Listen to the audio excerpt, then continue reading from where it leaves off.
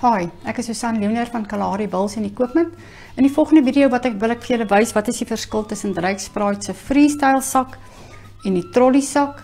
So baie mense dink hierdie sak vat nie baie goed nie, maar soos julle kan sien, dis 'n groter sak as die gewone trolley sak.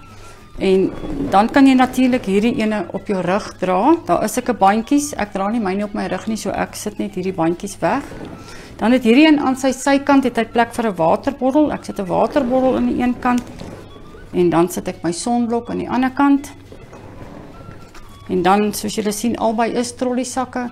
So 'n ander verskil is hierdie sak is redelik ligter as die gewone trolley sak. Okay, so ek gaan nou vir julle wys wat ek alles uit hierdie sak uitpak en alles gaan nie in daai sak gaan nie.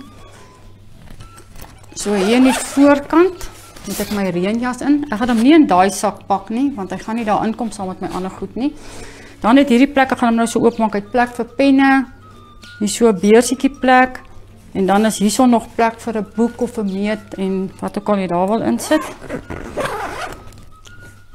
Okay, en dan hierso is plek vir my Ryksprite baadjie. Okay, en ek my baadjie hier insit. En soos julle kan sien, as my baadjie in die sak is, dan is hierdie sak chock-en-block vol. Okay, en dan kom albei sakke kom natuurlik uit met hierdie sakke waar die balle inkom, 2 van daai sakkies. Okay, dan wil ek ook net vir julle wys hoe lyk die onderkant van die gewone trolley. So daar is die plek vir die 2 balsakkies en dan het hy nou hier so 'n strokie om iets in te pak. Hierdie sak se prys is R2200 en daai sak is 1999 en onthou, ons lewer af met Pudo vir slegs R50 'n pakkie.